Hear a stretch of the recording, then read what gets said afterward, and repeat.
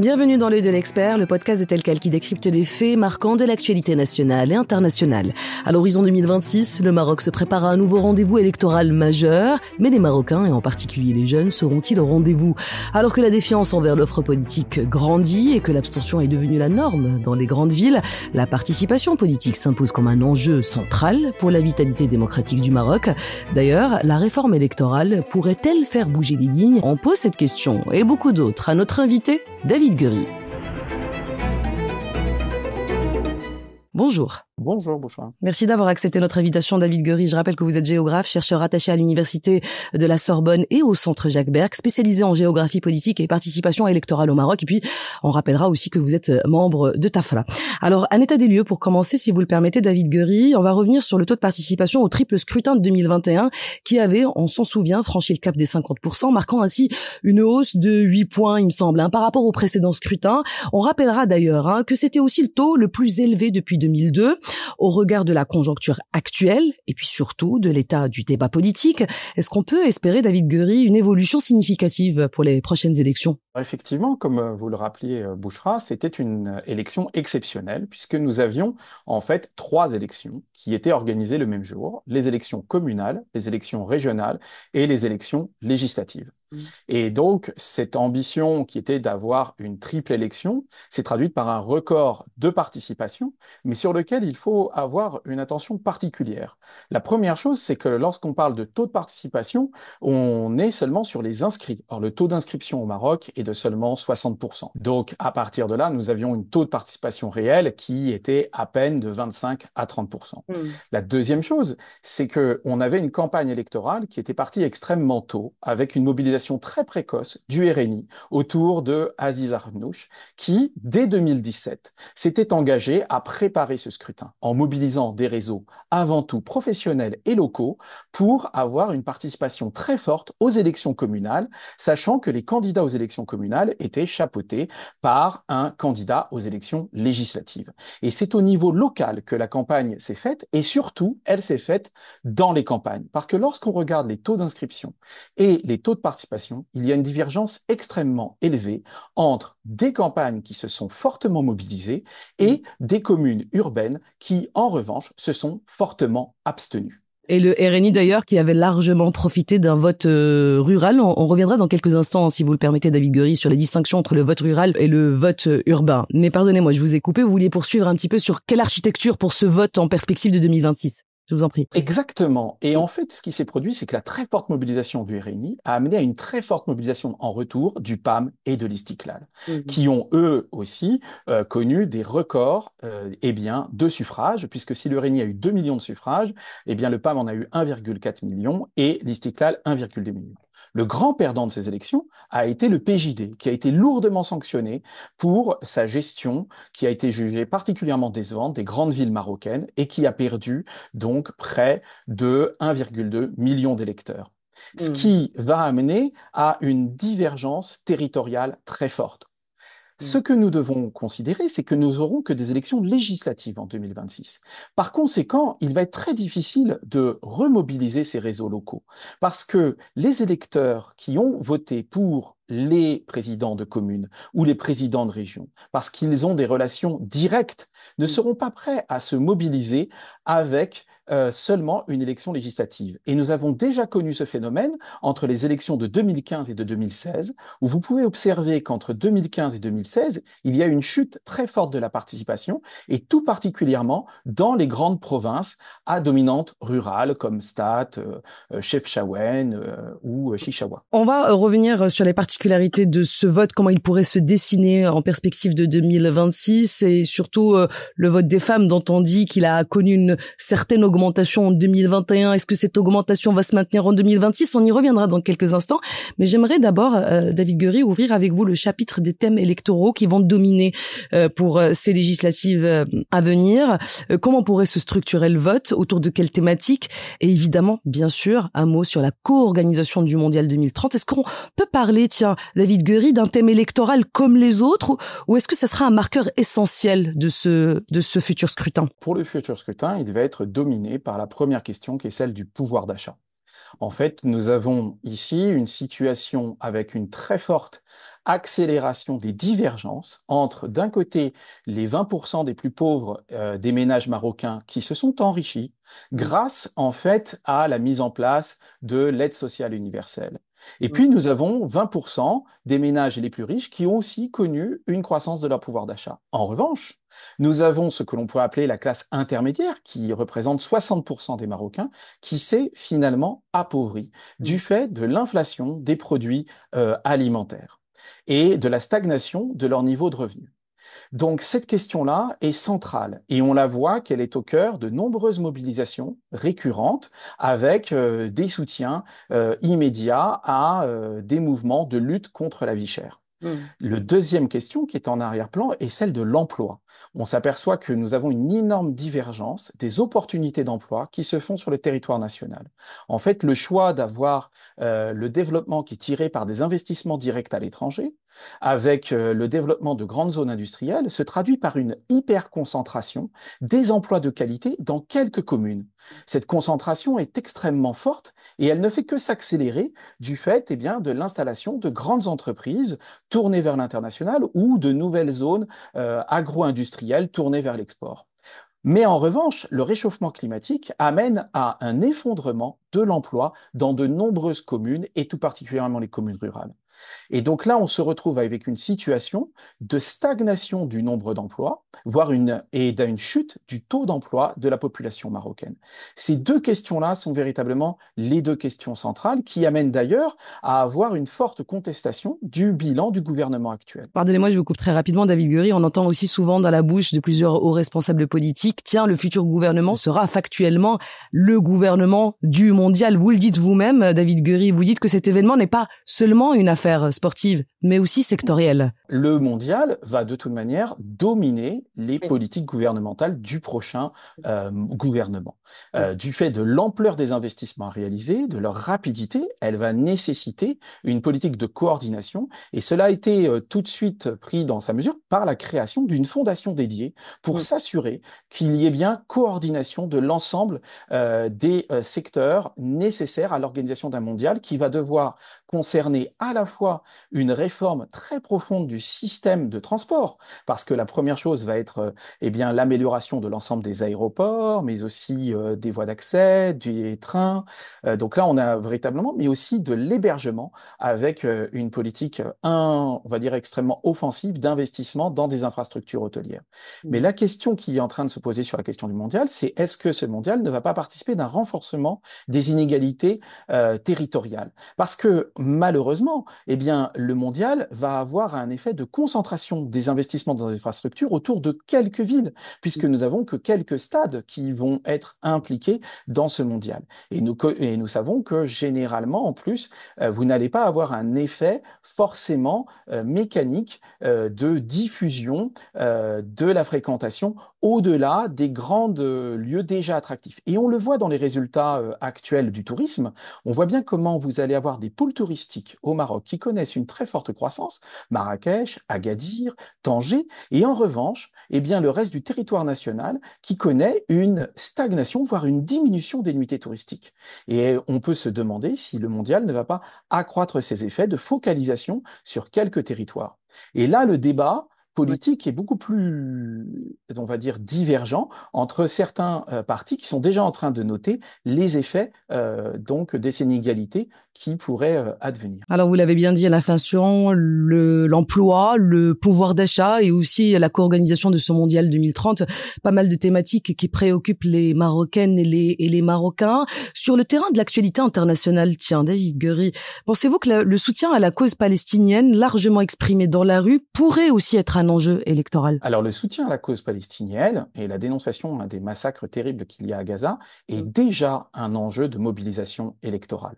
Nous sommes sur malheureusement un conflit extrêmement long, extrêmement violent, qui s'est installé dans la durée sur plus de 22 mois, et en fait des réseaux de mobilisation qui se sont réactivés, notamment autour des partis comme le PJD et des partis de gauche. Et on voit bien que quand on l'observe sur la longue durée, la mobilisation pour la cause palestinienne est un des éléments de socialisation politique centrale. Dans toutes les enquêtes que nous avons faites auprès des jeunes, et tout particulièrement des jeunes qui poursuivent des études, généralement, la première socialisation politique qu'ils vont avoir, c'est autour des manifestations donc pour le soutien au peuple palestinien. Dans un contexte aussi terrible, on voit bien que là, ça réactive cela. Et en même temps, cela permet à des partis de pouvoir aussi revenir sur des enjeux qui concernent particulièrement les jeunes, qui sont ces problèmes d'emploi. Parce qu'on n'a pas eu de grande politique de la jeunesse, et là, on voit bien que c'est un terreau favorable ensuite pour socialiser politiquement une nouvelle génération de Marocains et de Marocaines. Est-ce que vous pensez que ça serait vraiment un vecteur de mobilisation des jeunes électeurs en perspective de ces législatives en 2026, David Guery? C'est très difficile d'avoir une transformation d'une mobilisation dans la rue en mobilisation électorale. Parce que quand nous parlons des jeunes, il ne faut pas oublier que les jeunes sont entre un domicile familial, un domicile pour leurs études, un premier emploi, et on s'aperçoit que peu s'inscrivent sur les listes électorales, et puis ensuite peu se mobilisent pour les élections. Donc ce n'est pas du tout un mécanique qu'il y ait transformation d'une mobilisation, donc on va dire sur une cause, en mobilisation électorale. Ensuite, ce qui est sûr, c'est que ça permet, en revanche, à un parti comme le PJD, qui a été extrêmement lourdement sanctionné aux élections législatives de 2021, de réactiver ses réseaux militants et de se repositionner comme une force politique critique. Et à partir de là, on peut s'interroger si, en fait, ça va permettre aux jeunes de voter, ou plutôt aux militants déçus du PJD de se remobiliser pour les élections de 2026. Alors David Guery, on parle fréquemment de duel PJD et Reni. Est-ce qu'il fait encore sens à vos yeux, ce duel dont on parle assez fréquemment? Par ailleurs, on dit que le PJD fait un retour marquant dans le débat politique, mais peut-on réellement parler d'un comeback politique, ou est-ce que c'est uniquement, et je mets le uniquement entre mille guillemets, médiatique?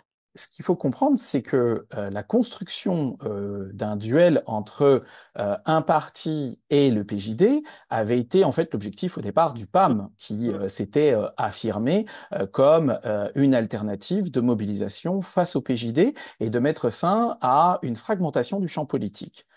Bien sûr, quand il y a eu la très forte mobilisation électorale à partir du RNI à partir de 2017, c'est le RNI qui a pris. Mais personne n'avait prédit l'effondrement électoral du PJD. Parce que, en fait, il n'y a pas eu de victoire face au PJD. Il y a eu, en fait, un effondrement du PJD qui a été, en fait, sanctionné par ses électeurs. Et à partir de là, on ne peut pas parler de duel en tant que tel, puisque vous avez l'effondrement d'un des principaux duellistes avant même la bataille, puisqu'il faut rappeler que le PJD n'était même pas capable de mobiliser des candidats pour les élections locales et qu'il avait perdu 44% de ses candidats entre 2015 et 2021. En revanche, médiatiquement, avec donc le retour de M. Benkiran, il a à ce moment-là construit une logique médiatique de confrontation directe avec le Premier ministre, M. Arendouch. Et donc là, effectivement, on aurait pu avoir une position où il s'est donné en position critique par des prises de parole régulières sur les réseaux sociaux. Est-ce que cela va donner une situation de duel électoral? La question, elle est beaucoup plus ambiguë parce que nous avons une coalition à trois partis qui sont ces trois partis avec des idéologies proches et qui vont devoir défendre un bilan électoral et qui vont être retrouvés en compétition entre eux au moment des élections. Donc là, il faut plutôt penser la situation. Est-ce que le PJD va arriver à capitaliser sur sa critique de la politique gouvernementale actuelle, sur la remobilisation qu'il a faite de ses militants autour de la cause palestinienne, pour pouvoir revenir dans le jeu et se réaffirmer comme une force politique importante? Et plus globalement, David Guery, est-ce qu'on peut encore parler aujourd'hui, et dans le contexte qu'on décrit depuis plusieurs minutes déjà, est-ce qu'on peut parler de clivage gauche-droite sur la scène politique aujourd'hui? Le Maroc connaît en fait historiquement et institutionnellement un très fort clivage gauche-droite. Vous avez un travail qui avait été fait de généalogie politique par Tafra qui montrait qu'il y avait bien un clivage gauche-droite historique et qu'il y avait très peu de partis qui allaient échapper à ce clivage. Oui. Ce qui s'est produit, c'est que nous avons eu un désenchantement des électeurs de gauche qui s'est fait progressivement depuis 2002, élection après élection, et un affaiblissement des partis historiques qui représentaient la gauche, que ce soit l'USFP, le PPS ou donc la nébuleuse autour du PSU. Mm. Et cet électorat de gauche n'arrive pas à se retrouver dans l'offre électorale de gauche et donc il est abstentionniste. Mm. En revanche, il y a une très forte cohérence entre les partis qui forment la coalition aujourd'hui, qui sont des partis de centre-droit, à dimension libérale, entre le PAM, le RNI et l'Istiklal, avec des accords très profonds sur programmatique, sur quels projets ils ont pour le Maroc, notamment sur l'idée d'un développement économique porté par le partenariat donc public-privé, et qui s'inscrit très clairement dans, on va dire, le grand cadre idéologique de partis de centre-droit que vous pouvez trouver à travers le monde. Et ensuite, le PJD apparaît très clairement comme un parti que l'on pourrait qualifier de droite conservatrice avec une forte assise religieuse. Mm. Donc, ce clivage-là, il est plutôt de se poser la question de l'abstention. Est-ce que, en fait, l'offre politique et partisane, et on le connaît dans de très nombreux pays, ce n'est pas seulement au Maroc, hein, c'est aussi en Europe. Est-ce que les électeurs, eh bien, ont le sentiment d'être entendus par les structures politiques qui seraient à même de porter leurs idées? Merci de me tendre la perche par rapport à l'abstentionnisme, David Guéry. Qu'est-ce qu'on peut en dire, tiens, des abstentionnistes au Maroc? Qu'est-ce qui les caractérise? À quelle classe sociale appartiennent-ils? Et seront-ils les mêmes que ceux des précédents scrutins, cette fois-ci, en 2026? Les abstentionnistes sont eh bien, extrêmement majoritaires. Ils représentent 60 à 66% des électeurs et électrices. Mais au Maroc, est-ce que c'est conscientisé comme acte politique aussi, l'abstention? Il faut comprendre que, comme on dit toujours, quand on veut exprimer, quand on a une offre électorale qui ne vous convient pas, en fait, il y a une tradition de dire on vote avec ses pieds. C'est-à-dire est-ce qu'on se déplace ou est-ce qu'on se déplace pas pour une élection.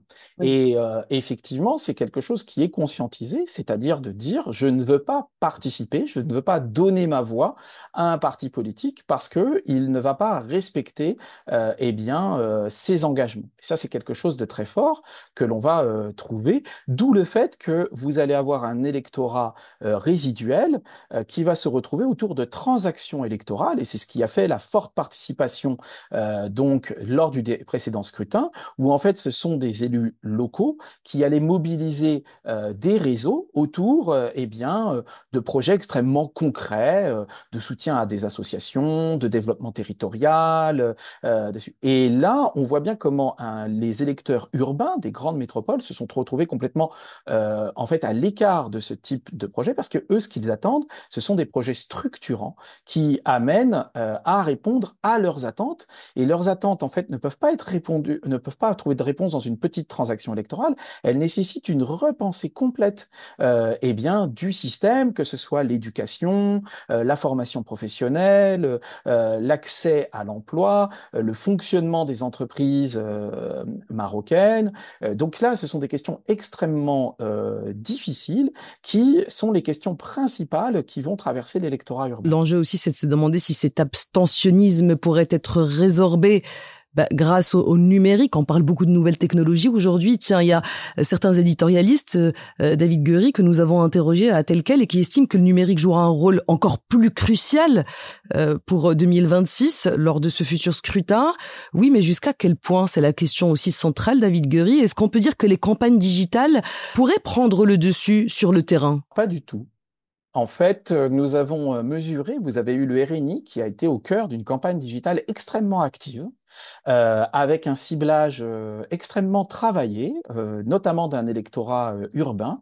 Et on s'est aperçu que malgré le très fort investissement, notamment un investissement en termes de promotion, de mise en avant de contenu sur les réseaux sociaux, eh bien, cela n'a pas eu d'effet en dehors d'une toute petite minorité de profils qui étaient des électrices et des électeurs plutôt à haut niveau d'études et qui allaient déjà se reconnaître dans ce type de message politique. En fait, nous avons une configuration où nous avons une très très forte abstention avec une faible culture du vote. Donc forcément, il n'y a pas une situation de mobilisation par les réseaux sociaux de l'électorat. En fait, cette mobilisation, elle reste très marquée par des réseaux de proximité. Le PJD a fait donc toutes ses victoires de 2011, de 2015 et de 2016 sur sa capacité à mobiliser au sein des familles de militants.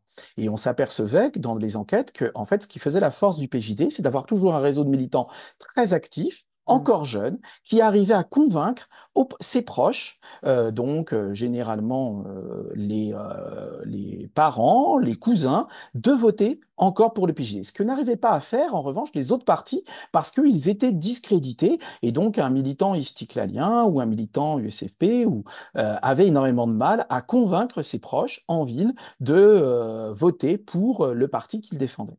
Donc là, le fait d'avoir des campagnes digitales s'est mis fortement en avant Mm. dans un champ politique qui est spécifique, qui sont les champs politiques européens, où il y a une culture du vote plus importante, et aussi souvent des élections qui sont des élections avec un scrutin uninominal, où il va y avoir énormément d'éléments qui vont considérer la personne.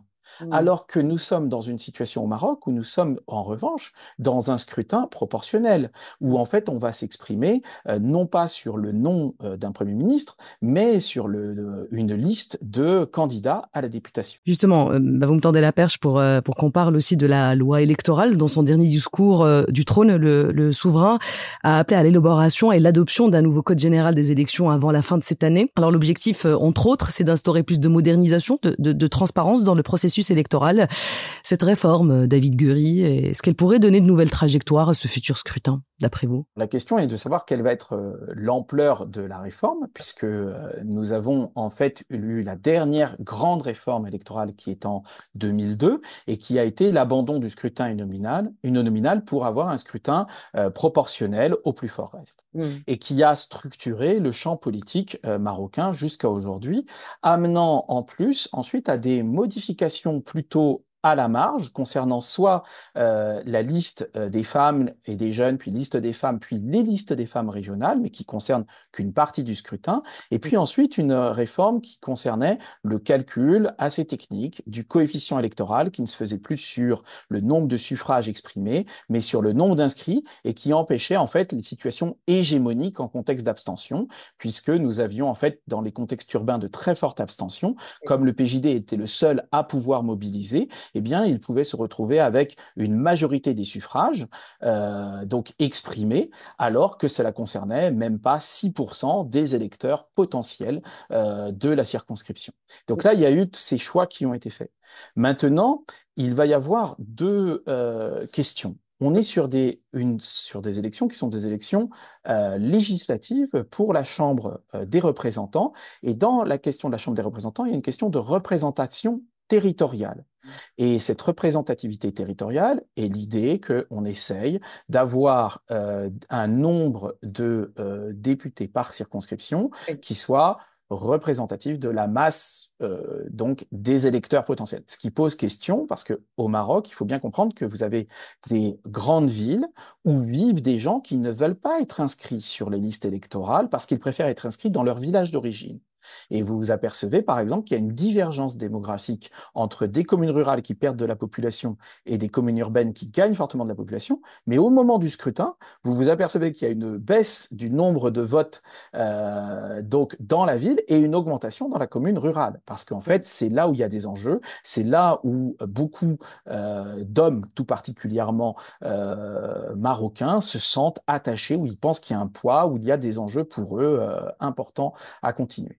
Donc, c'est une difficulté pour le ministère de l'Intérieur et les partis de savoir comment attribuer ces sièges, parce que vous pouvez avoir une très grande circonscription qui apparaît comme ayant énormément d'habitants, on va dire par exemple comme Mediouna, mais qui finalement a peu d'inscrits, comparé à une circonscription qui perd de la population, comme on pourrait dire Tiznit ou Tata, et qui va en revanche avoir une augmentation du nombre d'inscrits. Vous voyez, c'est un point ambitieux. Alors, Et après, oui. c'est l'ambition aussi d'avoir la question du fonctionnement même du processus électoral par rapport à l'accès à l'information, parce que du nombre d'inscrits, justement, par rapport aussi à on va dire à la diffusion des résultats électoraux. Et tout ça, ce sont des processus qui nécessitent beaucoup de négociations entre les capacités administratives organisationnelles, parce que c'est très compliqué à organiser, et puis aussi les choix des partis, puisqu'ils sont fortement impliqués dans le processus de discussion et de négociation. En tout cas, cette réforme n'a pas encore abouti, on le disait, elle est encore en cours de préparation, mais elle suscite déjà quelques inquiétudes, surtout venant de l'opposition. Je pense au PPS, au mouvement populaire, au PJD notamment, qui mettent en garde contre une réforme précipitée, à visée électoraliste, disent certains. Ces partis de l'opposition, David Guéry plaide pour une meilleure distinction entre action caritative et campagne électorale. Ils espèrent aussi une réglementation du financement électoral. Est-ce que vous pensez que cette réforme répondra aussi à ces problématiques-là? Ce sont des négociations que l'on retrouve entre partis sur lesquelles il faut comprendre qu'est-ce que ça signifie que de s'engager dans une campagne électorale et une mobilisation électorale. Parce que, en fait, on ne va pas avoir une mobilisation seulement dans la courte semaine de campagne officielle des élections. Ce n'est pas ça qu'attendent les électeurs et les électrices.